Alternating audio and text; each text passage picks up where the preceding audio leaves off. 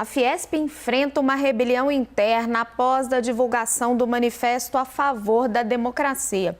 Dos 132 sindicatos filiados à entidade, só 18 assinaram o documento. O manifesto foi interpretado entre uma parcela do empresariado como um ataque ao presidente Jair Bolsonaro e apoio a Lula.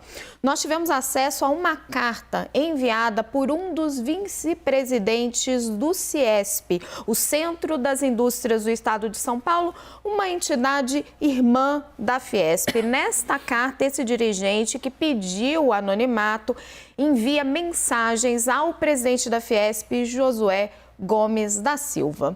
Vamos ver alguns trechos. Diz o documento, a Fiesp nunca foi e nunca deverá ser usada como uma ferramenta política, muito menos sensível a ideologias contrárias aos interesses de nossa sociedade. Como prata da casa, sinto-me orgulhoso em ser procurado por outros presidentes de nossas respeitadas Fiesps que me procuraram para protestarem pelos desvios de finalidade de nossa instituição mãe. Hoje ela se verga e oficialmente se pactua a interesses mesquinhos de homens públicos, muitos dos quais execrados pela grande opinião pública. Thaís, acho que a mensagem ali é claríssima, né? Alguns dirigentes estão muito irritados com Josué, enxergam a carta como um apoio a Lula, né, reclamam que Josué é filho do ex-vice-presidente de Lula, José de Alencar. Isso, eu acho que na adesão também fica muito claro. A gente já falava aqui no WW de ontem que entidades importantes dentro da indústria não estavam concordando com essa manifestação. Agora eu queria falar um pouquinho com você sobre o papel político da Fiesp. Porque eles argumentam que a Fiesp não deve ter um papel político. Você, como repórter de política, o que a sua experiência te traz sobre o papel político da Fiesp? Bom, Raquel, quem acompanhou a história do país sabe do papel político da Fiesp. Nem precisa ser tão velho para saber que muito recentemente a Fiesp esteve, por exemplo, à frente do movimento de impedimento da ex-presidente Dilma Rousseff. Mas, nesta questão específica, duas coisas me chamam bastante atenção. O fato de que esses dirigentes que criticam a carta não quererem aparecer e, mais do que isso, de considerarem que é uma manifestação política à defesa da democracia. Porque está bastante explícito, embora a gente saiba que existe um pano de fundo de essa carta ser endereçada ao Palácio do Planalto, ela está falando, acima de tudo, da defesa da democracia.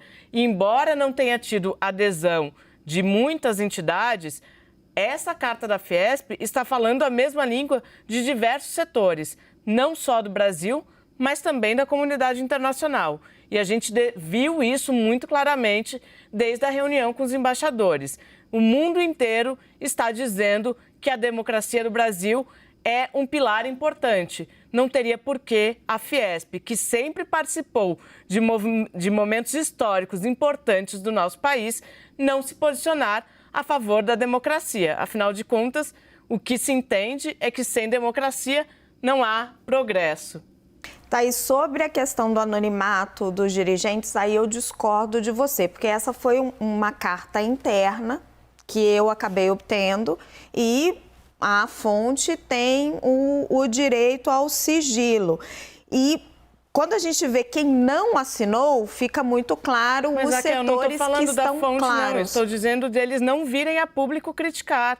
Eles poderiam fazer isso. Nem é o fato de a carta ser interna ou não. Essa carta é interna. Eu acho que o fato dela ser interna diz muito, porque eles poderiam vir a público fazer do mesmo jeito que a Fiesp fez, uma manifestação pública. E concordo, mas acho que também quando a gente vê o número de adesões, fica claro que o setor empresarial está mais rachado do que, às vezes, a expressão pública do peso de uma Fiesp coloca. O que a gente escuta conversando com os empresários no dia a dia é que, a despeito de apoios muito relevantes, muitos deles ainda se encontram muito próximos a Bolsonaro. Eu acho que a carta da Fiesp, a sensação que tem olhando as assinaturas, ela conseguiu mobilizar com mais força outros setores importantíssimos, como a Febraban, como o comércio, como os movimentos sociais, ao invés de dentro da própria entidade. Uribe, deixa eu trazer um outro ponto para você. Como tem sido o contra-ataque do Bolsonaro? A gente falava disso ontem, né? Que ele ainda está muito cambaleante nesse ringue. Esses manifestos foram um golpe muito forte contra ele. Aí hoje a gente vê essa divisão dentro da Fiesp. O governo vai explorar isso. E hoje também a gente teve notícia de que Bolsonaro estará segunda-feira na Febraban. Febraban que assina o manifesto, a pedido dele mesmo. A Febraban vai realizar almoços com todos os presidenciáveis, mas Bolsonaro se antecipou, pediu para marcar e estará lá na segunda-feira. Como é que está esse contra-ataque? Finalmente ele se organizou? Agora se organizou e, pelas informações que eu tenho do Palácio Planalto, agiu junto a esses empresários da Fiesp. Não é apenas uma digital, tem as 10 mãos aí cravadas em alguns desses movimentos. E a informação que eu tive é que Paulo Scaff, que tem ascendência sobre grande parte da Fiesp, porque ele foi presidente por muito tempo, também deu uma forcinha em todo esse processo. O Palácio Planalto criou uma narrativa, como eles gostam de chamar. A narrativa que indica um documento a favor da democracia, na verdade é contra o presidente Jair Bolsonaro. Acusou o golpe. E agora tenta, de uma certa forma, minar por dentro esse documento. Já foi publicado, agora é a hora de recolher os cacos e tentar voltar com essa interlocução.